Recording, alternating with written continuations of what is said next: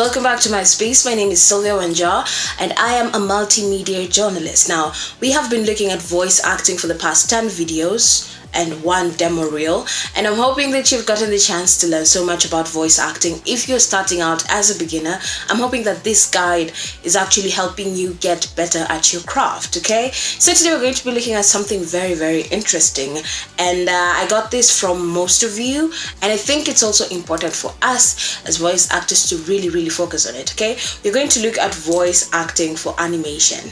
Now, when we talk about voice actors, the first thing that comes to mind is animations. That is why it's very important for us to understand how do I get better at doing animations, okay? Because most of the gigs that you will get, especially most voice actors, they're really renowned for voice acting in animations. So if you're able to hack that, it becomes easier, okay? Because voice acting in animation is a little bit tied to acting, like the legit kind of acting. So let's get into it. Let's get into the video. So number one tip for voice acting in animation is understanding your character. Understanding your character is very important, and this is how you get to understand your character. Number one, start with a character backstory.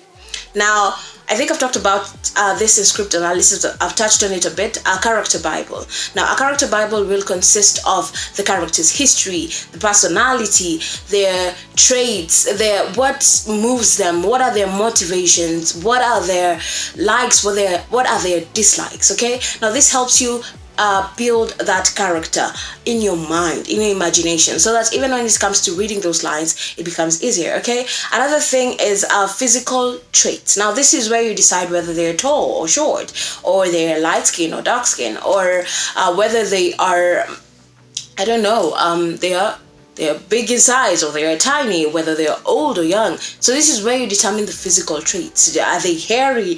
Are they bald? Are they... So that will help you create the character better. When it comes also to the physical traits, it'll help you determine what kind of voice you'll use for a particular character. If we're talking a big character, we're going to use a booming voice with very good projection. If you're talking about a very small character, we're going to use a very soft voice, and maybe it'll sound a bit airy, okay? So another thing to look into is emotional range. Now, for each and every character, there's always a build-up of emotions. Remember the character arc, whereby we start from a particular point and things go shifting towards a certain direction. Now, there are times whereby we're going to have a situation of happiness, we're going to have sadness, we're going to have all these things. So you need to figure out, when you're working on your character, what are they feeling? Like, what emotions stand out to them? Are they the happy character? Are they the sad character? And then from there, you'll be able to understand how best to present your character, okay? Another thing I'm going to look into, number two, is vocal techniques. Now, when we talk about pitch, voice techniques, pitch and tone can never miss, okay? Pitch and tone are very important. It'll be able to set the mood for the animation, for you to understand what the character, it gives the character more life. And be willing to experiment with different pitches so that you can know which one works best for your character. Depending on the character traits that the character is going to have, the physical traits, the personality traits, it'll help you build up, okay? Plus now the pitch and the tone being put in place, it'll be better, okay? Because if you're dealing with a character who is very adventurous, who is very hyperactive, the pitch will definitely be high. But if you're dealing with a wise old man, the tone and the pitch will definitely go lower, okay? Another thing we're going to look into is pacing. Adjust your pace depending on who your character is. Who are they? What is their personality? Because if your character, like I said in the pitch and tone, if your character is hyperactive, that means they speak very fast, okay? You need to catch up with the pace. But if you're talking about a very composed character, their pace wouldn't be as fast as a hyperactive one. So pacing is also important so that you can be able to bring out your character in a better way. Another thing is volume and projection. Now, volume and projection, you can use it to share or to actually shed more light about who your character is, okay? If you're talking about a character who is very outspoken, they will be able to speak up, they will project their voice. But if you're talking about a shy and timid character, some they're very soft spoken, so they won't be as loud as a character who is very hyperactive or adventurous or outspoken. Okay, another thing is articulation. Now when it comes to animation, it is key. It is very, very important for people to hear what you're saying. Otherwise, you will lose them. They need to understand each and every word that you are going to say in this animation, because remember, they're not going to be seeing you. They will be seeing a character, whether it's a dog, whether you're playing a cat, whether you're playing a bird, whether you're playing a panda, or whatever character you're playing. So it's very important for you to articulate your words. The third thing we're going to look at is creating distinct voices. Now, this is very, very important. You need to find a unique voice for your character, and this is how you do that. Number one, accents and dialects. I remember a story I saw of a particular actor from Kenya, and he shared his experience going abroad, that the fact that he walked into so many audition rooms and he simply got roles because of his accent. So you might think, or you might downplay your accent and feel like, probably it's setting me up for failure or it's holding me back. But sometimes it does get you the role, okay? Because that will help you create a distinct character, a character that not many have had before. So you can capitalize on that, adding accents and dialects that you can do in an easy way to make your character unique, okay? It'll make it distinct, very authentic, okay? Another thing is vocal quirks. Now, this comes in various forms, okay? You can use a particular catchphrase that's unique to you over and over again. Now, I know you are a fan of movies, and if I mention someone like Samuel L. Jackson, you know the catchphrase that he uses in almost all his movies. It has even become like a tag of his. It's not the best word, but it's a good example that will help you guys understand what I'm trying to say, okay? So find a catchphrase, or maybe you can give your character something unique, like maybe a stutter anytime they are talking or anytime they're trying to express themselves, so that it can give it more life. Let's say if your character is shy when it comes to large spaces, or they're not good with interactions, adding that stutter or stammering when giving particular phrases or when trying to communicate, it'll make it more unique, okay? Another thing is emotional expression. Now, expressing emotions is very important, especially when you're doing voice acting.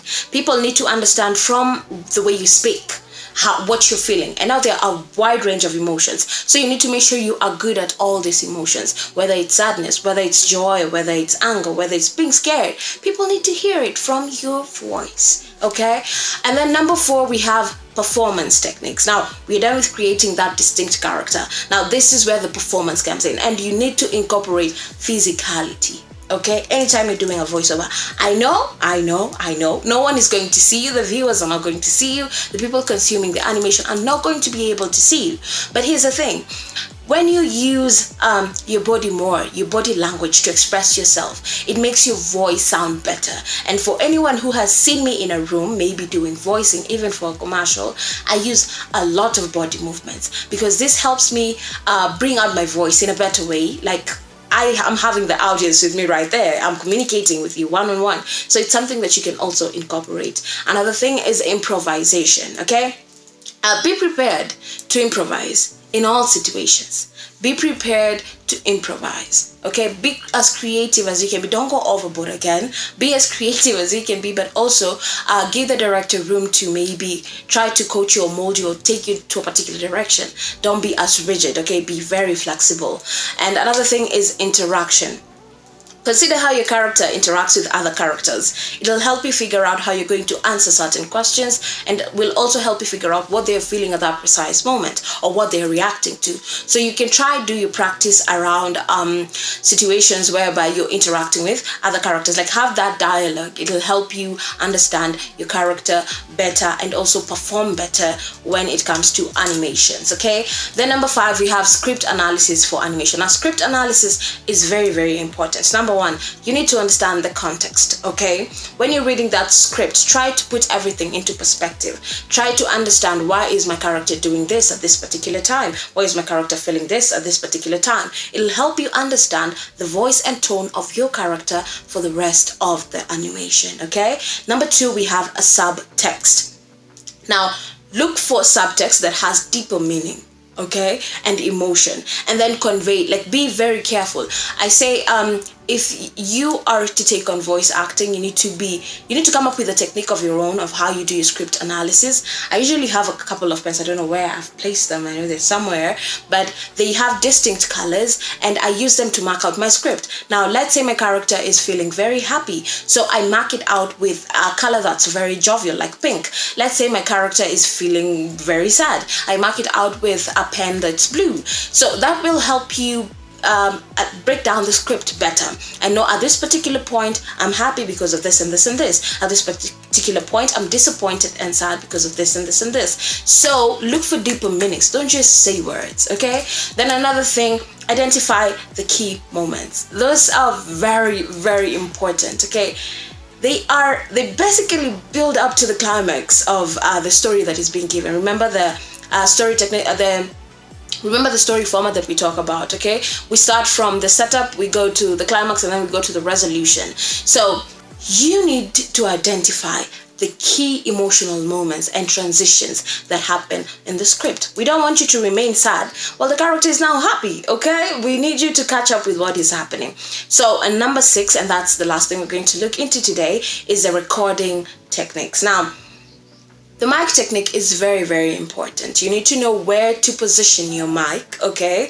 Just like, and each and every time you have positioned your mic, try not to go too far away from it because of the fluctuation. So try and maintain that position. And then another thing is warm-ups.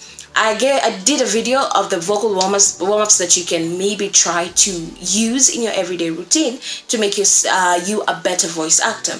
So vocal warm-ups will help you even be able to project and articulate your words in the best way possible, while also maintaining breath control and support. And then the last thing is retakes.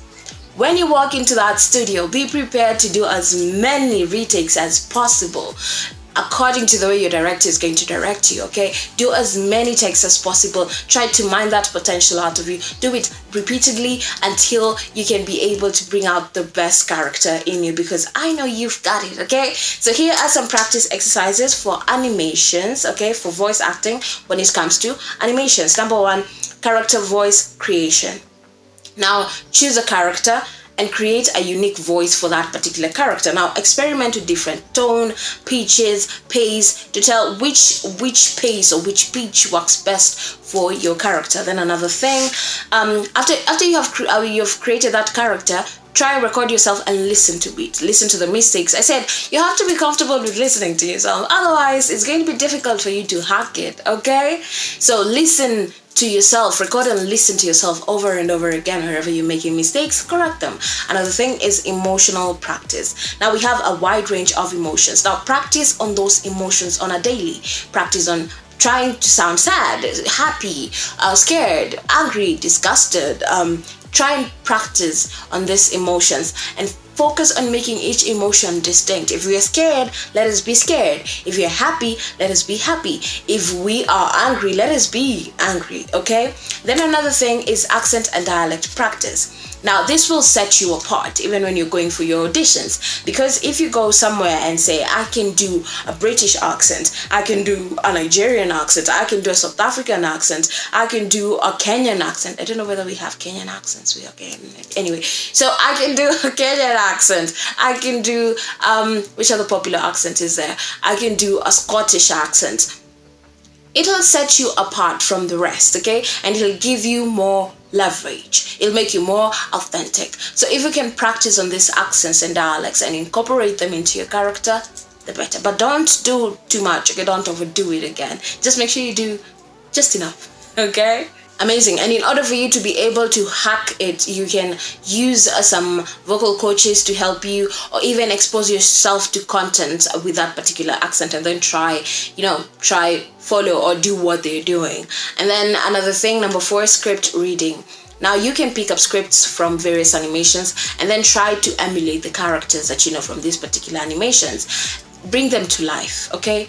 That it's an art in itself, and that art, if you're able to hack it or bringing a character to life, it'll set you apart and make you a really, really good voice actor when it comes to animations. And another thing is, again, as you are reading this script, or as you bringing this character to life, record yourself, and then make the pointers it'll help you understand. It'll give you clarity when it comes to the emotions, how you read, and also to know where to make corrections. Okay, another thing is improvisation exercise. Now when it comes to improvisation, it helps you think quick as a creative. It helps you think on your feet. Maybe you are working on a particular script and you feel like it's missing something. You can think quickly and just add it. We've heard of various stories whereby a scene changed, or a scene was added, something that wasn't there, because the character thought quickly on his feet or her feet and realized that this will be relevant here. So here are some tips for voice acting in animation. Number one, stay playful and creative.